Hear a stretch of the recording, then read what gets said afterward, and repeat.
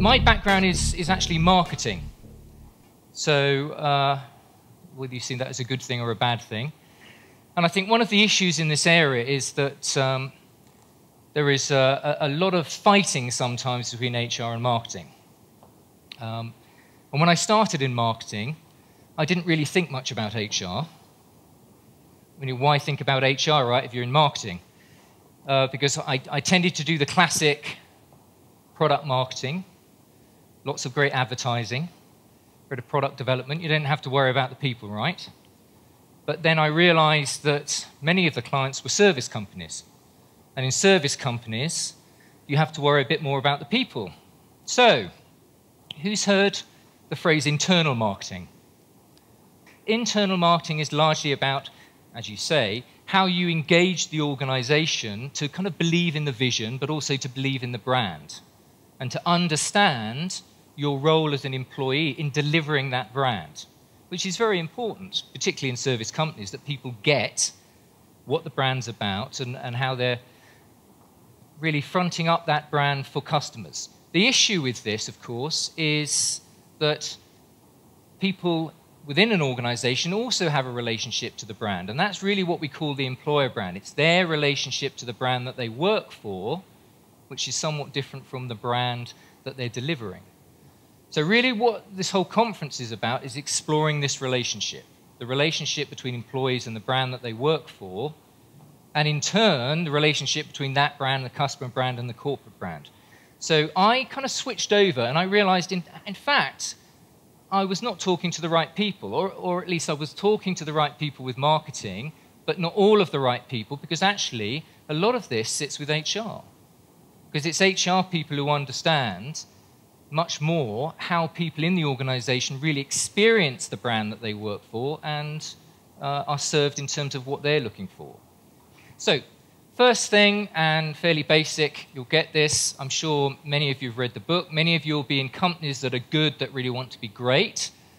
And I love this, and it captures this very point about talent, that if you're going to take this journey, the first thing you really need to get right is to get the right people on the bus. You need the right talent in the organization in order to make that journey. Yeah, you need the right operating systems and so on, but essentially a lot of that often comes from having the right people in the business. Now, for some companies like Apple, this can be, quite specific. They're looking for a very specific type of person. And you may know with Apple in the Apple stores, I mean, some of their people are so bright, they call them geniuses. And if you've had an interaction with the Apple guys, well, actually are pretty clever. But they've got another definition which helps them. They talk about natural communicators with a passion for technology. Rolls, doesn't it? It's quite nice. It means kind of geeks that can speak. It's a nice shorthand version. So essentially, yeah, they've got to have really bright people, but they've got to have very natural communicators as well, the people who can converse with people, who understand, or empathetic. But the point is that every organization is typically looking for a certain type of talent, and the first thing you need to really get right in your employer brand thinking is who are you really looking for? Who are the right kind of people for your organization? And who do you not need? And often this is a qualification thing. Yeah, we need technology people, but we need technology people who are communicators. Or yeah, we need marketeers, but we need marketeers who are very, very business focused as well. But whatever the definition, it's the starting point. The point is that once you start doing this, you'll also recognize that these people have choices. You know, the good people that you want don't have to come and work for you. They have lots of other choices. Even in the current environment, most organizations are finding that the really talented people, or the people with absolutely the right characteristics for them as a business, are not necessarily that easy to find. And just like consumer brands, big organizations are getting quite sophisticated at attracting those people with the kind of messages that will really resonate with them. So if we take an organization like P&G, and this is where we start getting into definitions, so how do they think about their employer brand? Well, the first thing, and this is good marketing thinking, is that you need to recognize that whether you've defined a proposition or not, or you've defined what your employer brand is going to be, you already have an employer brand. So your employer brand is actually out there. It's not necessarily something that you own. You can influence it, but you don't necessarily own it, because it really is a bundle of associations that current employees and prospective employees and people outside of the organization have with your organization, all right? And even with a company like P&G. Now, P&G gets 1 million applications a year. Just check with them. They're a client of ours. It's quite interesting that they're still employing people to do employer brand when they get 1 million applications a year. But they actually do recognize that in terms of the image of P&G, there are some good things, international, successful, etc. But there are also some less good. So quite large and impersonal. A little bit square. You may have heard the term proctoid. Do we have any proctoids here? Have I offended anybody? But this is kind of a rather mechanistic approach to business. Quite successful, perhaps, but quite mechanistic. And it doesn't tend to attract the creative thinkers, the innovators. But actually, those are just the kind of people that P&G need, and increasingly those are the kinds of people that they're looking for. So they also need to make it very clear to people that actually that's the kind of business they are. So their employer brand, it attracts a lot of people, but basically what I'm saying, we're talking about here, employer brand management, employer brand marketing, is where you're defining what you want people to associate with you as an employer. Two different things. So employer brand is out there. The phrase employer brand proposition, or more frequently now, employee value proposition, is there to define what you want people to associate with you. And it's not, as with any brand, a whole ream of things. It needs to be focused. So for P&G, there's one big overall idea, which is a new challenge every day. So they're looking for people who are up for a challenge. They realize it's a challenging environment, but they're looking for the people who thrive on challenges. And that's the first and most important thing. Beneath that, there are a number of other associations that they want and things that they are promising to deliver. So igniting people's potential. And this is about actually giving people early responsibility and lots of stretch experiences and really getting them thinking and really igniting the talent within them. Okay? Putting people in touch is about leveraging the network within P&G. It's a very matrixed organization, and you're able to connect with lots of different experts, different people, and people find that very stimulating. And the third one, enabling you to succeed, is all about the development processes and programs and coaching that really help people with the challenges that they have within the business. So this is their definition of this is their deal with employees under the overall umbrella of a new challenge every day. This is what they want people to be talking about when they talk about P&G as an employer. Now, of course, they do have a corporate brand, they have lots of custom brands, so how do these things interconnect?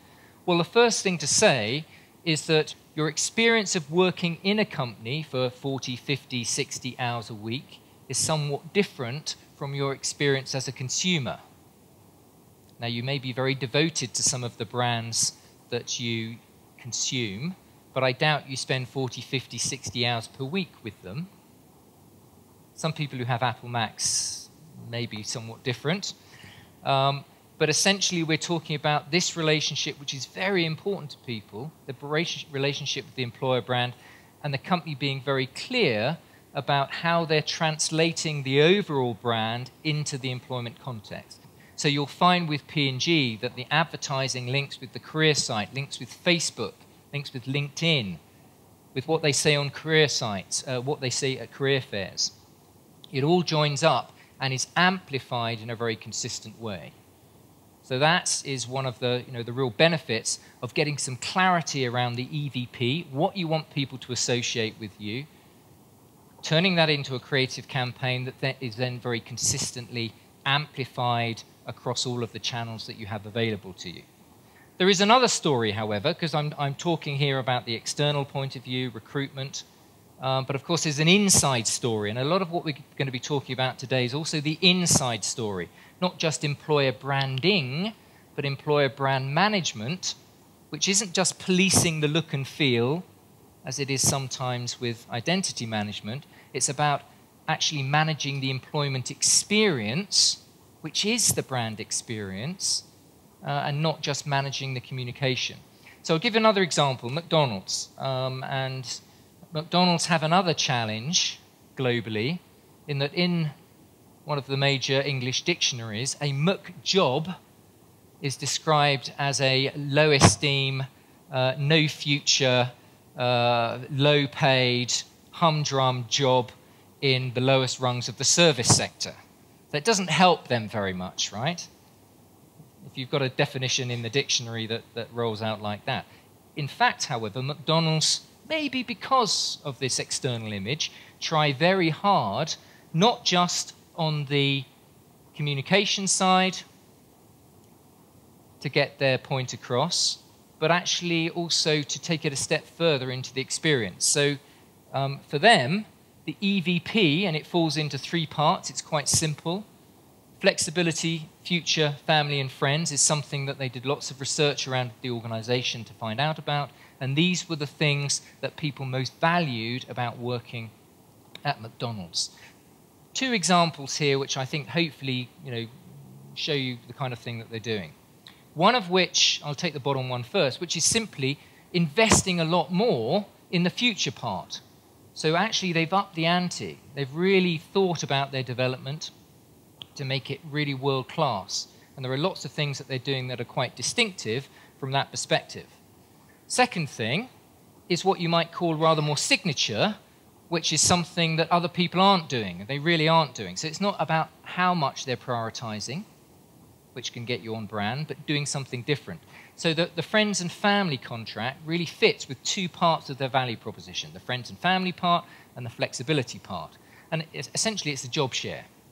So it's a job share contract where 2 people can have the same contract. You can have it with your brother, you can have it with your father, mother, friends. And it doesn't matter which one of you turns up at McDonald's within the week, as long as one of you is there. And it's very flexible, and it's quite different. And because it's quite different, people say, well, actually, this is one of the things that makes McDonald's different. And actually, it is one of the things that people talked about. It got lots of HR PR and got people to start thinking differently externally as well about what McDonald's is about. Not just a McJob. Actually, they're doing some quite interesting things here, which are of real benefit to their employees.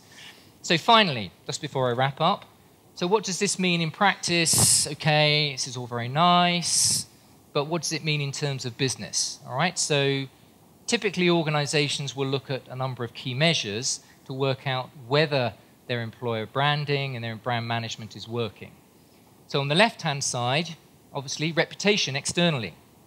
And you'll see in the UK, this is 2007 through to 2010, that actually focusing a lot more on their employer brand in a very kind of distinctive way, both experience as well as communication, has helped McDonald's reputation grow quite significantly, away from the McJob and much more into the, actually, kind of best employer, great employer to work. In the UK, McDonald's were in the top 5 in the recent Top Employers survey, won a prize more recently, and they've won many other plaudits for the work that they've done. On the other side, the hard numbers, not just employer image, but things like the application vacancy ratio. Back in 2007, they used to get 7 applications in the UK for every position. They now get 14. And that's partly economy, but it's actually also largely driven by reputation. And of course, it enables them, it gives them a much better chance of getting exactly the right kind of people they're looking for. The good communicators, the people who are good at teamwork, the people who they feel have good potential. And on the internal side, engagement has been growing in terms of pride, in terms of commitment, and importantly, turnover has been going down. And obviously, if you're in a service business where you need to train people, and that costs money, that's a good thing. And if you're in a service business where it's good to have long-term relationships or longer-term relationships with consumers, the lower the turnover, the better it is for the business as well. This video was developed by the CRF Institute